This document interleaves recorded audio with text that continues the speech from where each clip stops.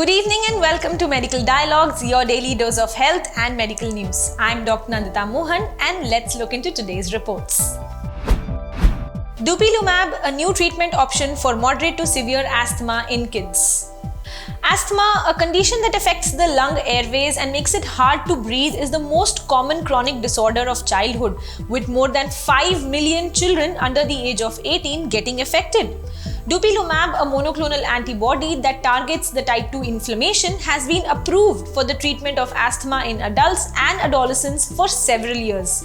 The New England Journal of Medicine supported the approval of Dupilumab for the treatment of moderate to severe asthma in this particular age group. A new medication has been added to the treatment options for children with moderate to severe asthma. In a late-stage clinical trial, the biological agent Dupilumab reduced the rate of severe asthma attacks and improved the lung function and asthma control for children aged 6 to 11 years. Metformin improves the outcomes in patients with heart failure and diabetes. Metformin and sulfonylureas are prescribed frequently to diabetes patients for blood sugar control. The impact of these therapies on clinical outcomes in patients with comorbid heart failure and diabetes is, however, not clear. A recent study involving the older adults hospitalized for heart failure with comorbid diabetes found that metformin initiation to be independently associated with substantial improvements in 12-month clinical outcomes. According to the study, starting metformin treatment in patients with type 2 diabetes shortly after they were hospitalized for heart failure was linked with a reduced rate of repeat hospitalizations for heart failure during the subsequent year when their left ventricular ejection fraction was greater than 40%. By contrast, sulfonylurea initiation was associated with excess risk of death and heart failure hospitalization regardless of their ejection fraction. Vaccines and previous infection could offer stronger than basic protection to Omicron. The SARS-CoV-2 pandemic by novel coronavirus has resulted in several social and economic disruption around the world. Pandemic management has been challenging with emergence of many variants such as an alpha, beta, gamma, delta and the most recent Omicron that has emerged in South Africa in 2021.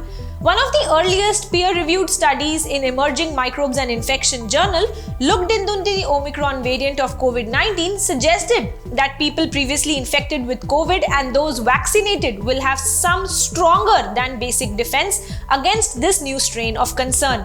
The major restriction of this study is that it is an in vitro in nature and that it used pseudotyped viruses. However, previous studies have used in vitro as an established measure of good correlation, and the current vaccine literature has established that the in vitro neutralization assays are good predictors of vaccine protection efficacy and real-world vaccine effectiveness. Ketamine shows a speedy improvement in suicidal ideations. Depression is the most common underlying cause in suicidal patients. None of the currently available antidepressants are capable of inducing immediate anti-suicidal effect, leaving a considerable number of patients struggling with suicidal thoughts. Ketamine, an N-methyl-D-aspartate receptor antagonist, has been used earlier also in this field of psychiatry as an anesthetic agent in electroconvulsive therapy for catharsis as well as psychedelics, but considering the occasional rise in intracranial pressure limited its usage.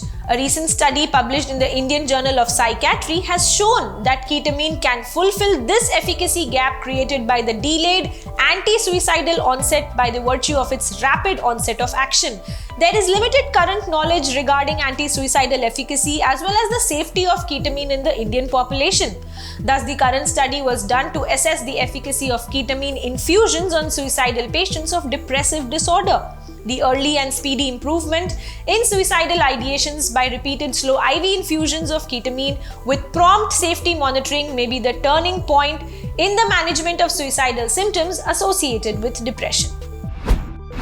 Simple diagnostic model may accurately predict pneumonia risk in kids without an X-ray. Pneumonia occurs most often during the cold months when children spend most of their time indoors in close contact with other people. Diagnosis of community-acquired pneumonia in children usually involves X-rays despite recommendations to limit their use by professional societies. In efforts to reduce the radiation exposure from such X-rays in children and reinforce the guidelines compliance, researchers developed a simple diagnostic model that accurately predicts whether patients are at high risk or low risk for community-acquired pneumonia, eliminating the need for X-ray confirmation. The study published in journal Pediatrics said their predictive model for community-acquired pneumonia is a critical step towards safely reducing radiation exposure in children. For patients who are determined to be at a low risk for pneumonia, unnecessary antibiotic use can hence be avoided. That's all for today. I shall see you tomorrow. Never miss a medical update from Medical Dialogues. Like, subscribe, and press the bell icon.